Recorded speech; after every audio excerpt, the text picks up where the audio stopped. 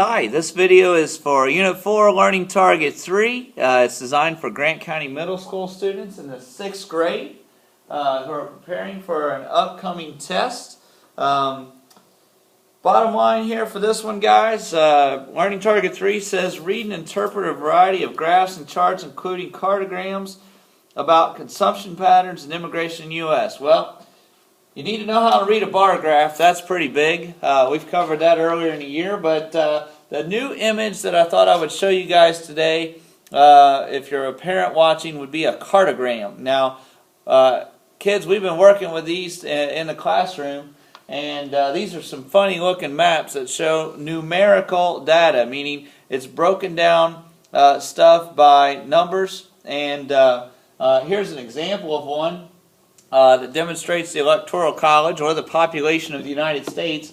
Obviously, as you can tell by looking at this is not the United States by shape physically. However, you can see that they've kept the relative location of all the places the same as far as the size and shape of them. Though they've tried to kind of keep the shape as best they could, but the numbers really tell the story here. The bigger the state, the more people it has, or the more, in this case, electoral votes. And so that is pretty much how you would read a cartogram. That it's a nice visual that would show numbers. Not everybody's a numbers person. And usually when you see an image like this one is very close to the ones we had because things are squared off.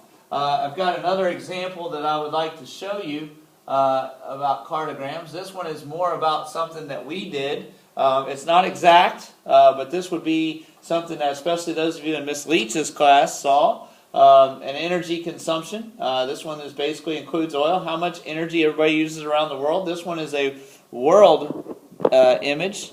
Therefore, when you look at it, you can tell that the United States, which is located here, is a lot bigger. So that must mean we use more energy than other countries do. And we actually found out by a statistic in our readings for this unit that the United States uses 1/5 of the world's oil. And so we definitely use more than our fair share when it comes to population. So if you can read a cartogram, you're in really good shape for this learning target. A couple of key terms for this target were cartogram, which I've already covered.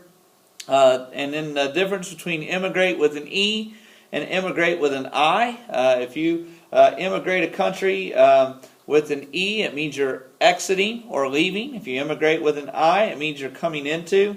You also need to know that poverty is a leading cause for world hunger. The number one reason why people go hungry in the world deals with the fact they're just not well off enough to buy the food. Poorness usually leads to hunger. We definitely have plenty of food on the planet to feed everybody, but not everybody can afford it, unfortunately.